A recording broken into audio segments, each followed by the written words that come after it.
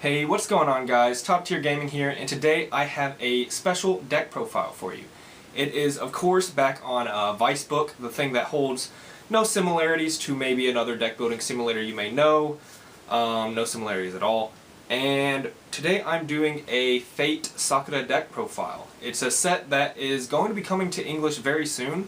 I believe December of 2019-ish, which is about like 4 months away as of recording. I think it's a really cool deck. They got a lot of really cool tools, and I think it could be a very strong contender, and I think it is just like a really good deck overall. So I wanted to do a profile because there's not many profiles for specifically like the green version that's on YouTube, so really just wanted to do this deck profile to put a profile out there. And yeah, just going to start with the level 0s. The first level 0 we play is this level 0 Sakura, and she is very similar to an Akatsuki. So on play, you discard a card from hand, look up to the top 4 cards of your deck, and you select a green character amongst them and add it to your hand. So Akatsuki effects, super powerful. This is why we're playing the green version. It's strictly this card. This card is the sole reason we are playing the pure green version.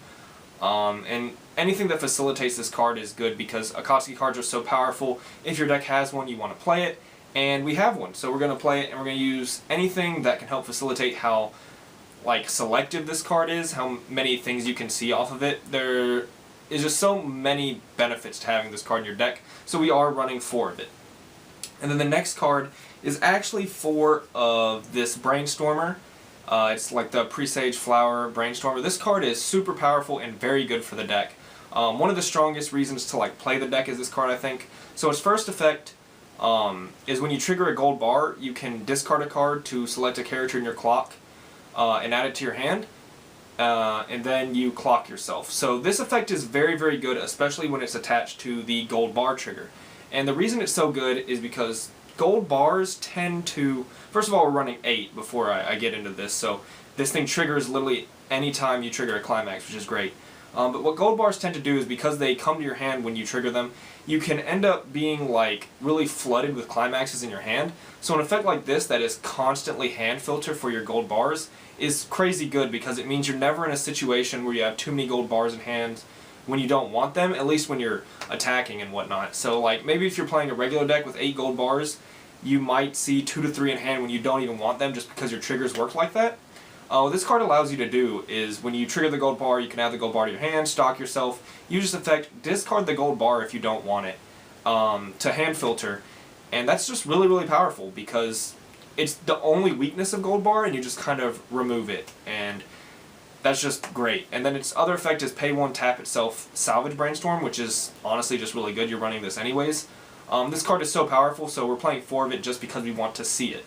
Next up, we have 3 of this Shiro, so you have to run one of these in your deck for the level 1 climax combo. You have to run any Shiro of your choice. I think this is the best one. There is no green for this guy, so you have to play a card that's not green, which makes him one of the harder cards to obtain in your deck because the Akatsuki Sakura cannot retrieve him. But you still have to run him anyway. He's actually pretty good. He's similar to Married Life or Newlywed Asuna, I forgot what her name is. He is 500 in front, and then when you play a climax, you can give 1,000 to a character somewhere. Pretty popular effect. It just adds more value to your climaxes and lets you beat over things you might not have been able to beat over. And you will get value off of this card a lot because gold bar is a climax you tend to have in your hand. So you'll be playing climaxes quite frequently, and you can just get the extra power boost off this card. So I think since you have to play one anyways, he's the best one to play for this build. Next up is 3 of this Rider, and this is one of the more toxic cards in the deck, is what I like to say. It's kind of like the Goblin Slayer level 0 that's really broken though, so it's not exactly the same. But pretty much if you have a Sakura on field, she gains 3k power, and she's a runner, but she isn't, she's not running from anything, she's more like she's chasing. You can move her to a slot where an opponent's character is, so instead of moving to an empty slot on your front row, usually to get away from characters, you actually go in front of attacking opponent's characters who are usually smaller than this card, which means they have to either side or ram, and if they side, that means you're mitigating damage because they're not swinging for a direct attack. And if they ram, of course, you're gaining a +1 by them losing a character. So this is just a very powerful runner. We only play 3 because you do need to see a Sakura on your field for her to be good.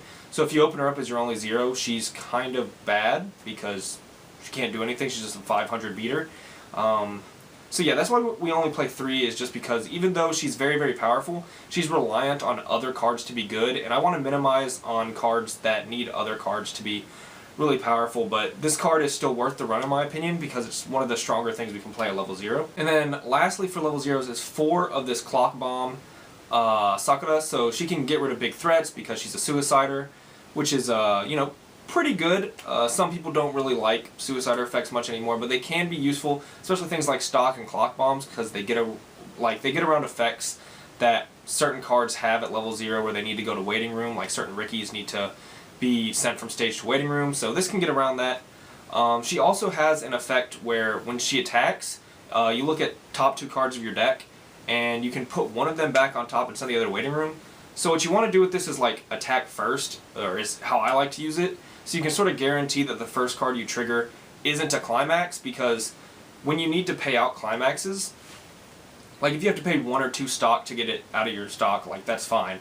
But 3 stock down is a lot, and it can really suck if you have to pay 3 stock. So I like to ensure that my first trigger is not the climax, because that's when it's most hurtful, I think. The reason we're playing 4 of this, because it is a good card. It's not like the most amazing card, but we're playing 4 of it as mostly a name for Sakura, because we can put her in the back row turn 1, and then we can play our runner, and she's just a name for the rider runner to do what she's supposed to do. So I wanted to run more Sakura level 0s, and this was honestly the best one, I think. So yeah, we're running 4 of this Clock Bomb. So that was 18 level 0s. On to level 1, we have 4 of this Sakura Climax combo. So she's the best level 1 Climax combo green has. She combos with one of the gold bars. She's the one that also requires the Shido to be on field, because if there is one on field, she gains 1500 power. She puts her at 6k, which is respectable, because that is average power. Without him, you're really not going to be reversing much, because she'll just be too weak. So on reverse, she can search for a master or servant character. So she's a +1 Climax combo, which I think definitely warrants running her. Again, she's the best thing green has by far, and she can just generate a lot of advantage, so she's definitely worth the run. Next up is 3 of this Sakura. So she is a cost 0 suicider, which is really good for getting around like strong level 1s, because our level 1 doesn't hit like a very high power ceiling. So we really want to have something that can reverse real annoying level 0s that are walls or whatever. So she's really good for that, but she's also a Climax salvage, which I think is really good, because this deck already has the level 0 Brainstormer that you have in your bag for hand filtering, but in case you draw more gold bars than you want to, like this is another way to get rid of gold bars in your hand. So the deck really plays, it like has a very fluid play, like it has a lot of synergy with itself is what I'm trying to say. So like you'll never be flooded by climaxes when you don't want to be.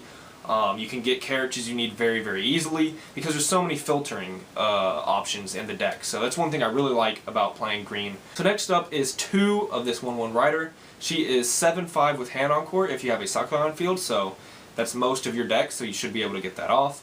And then oddly enough, she's also a Ricky type effect at level 1, which I find really weird on a 1/1.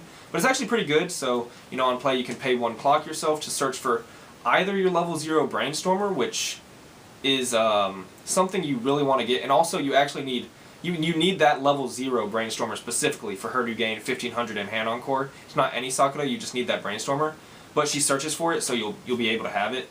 And then also she can search for the level 1 Suicider, or yeah, the level 1 Suicider that Suicide 0 costs. So she has 2 options to Ricky. They're both specific, but she also is big at worst, so 1175 Hand Encore is not bad by any standards.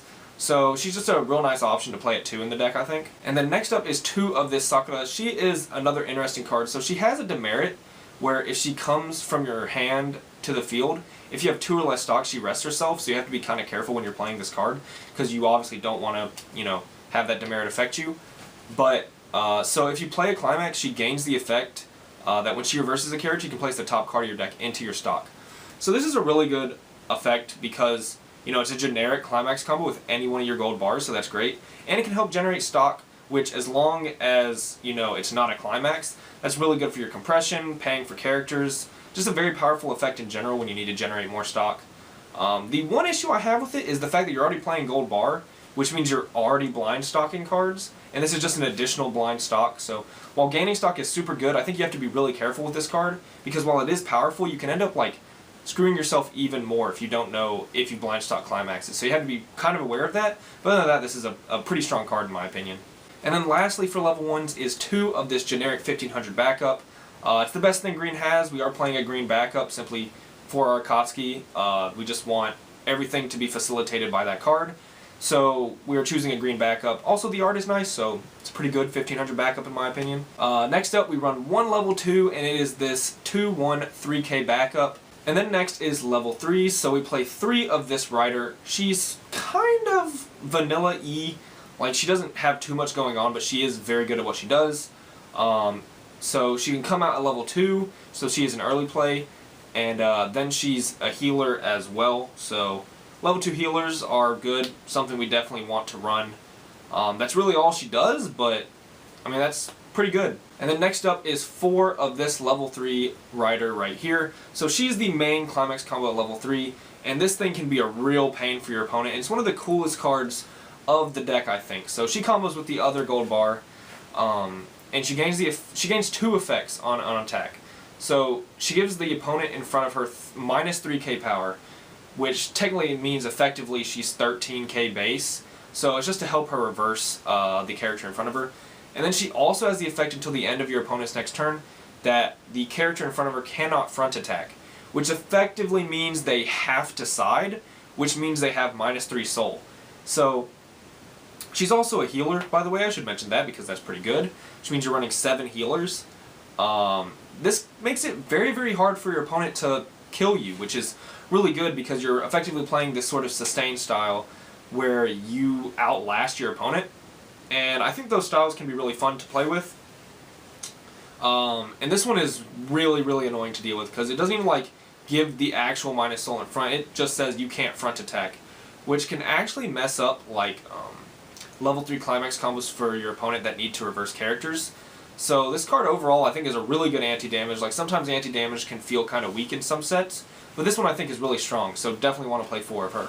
And then lastly for level 3s is 3 of this Rider right here. We are running 10 Riders as our level 3. So she's really good because she's a cheap clock kick.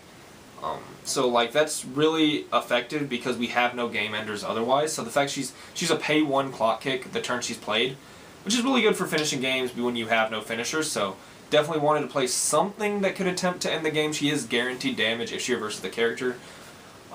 She gains 1500 if you control a Sakura, so your Brainstormer in the back will do that. Makes her 11.5 base, which is strong enough to reverse some things, not like big walls at level 3, but she should do the job because she's really just our way of finishing the game, because we're playing a sustain style, but if we need to finish the opponent, this is the best way we have to do it in my opinion. And then after this, we have 8 gold bars that combos with your level 1 Sakura and your level 3 Rider.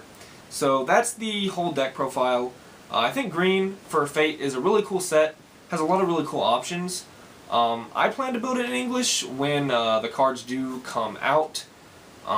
It'll be like my first English deck coming back because I don't have one currently, but I think this deck has a lot of potential, and yeah.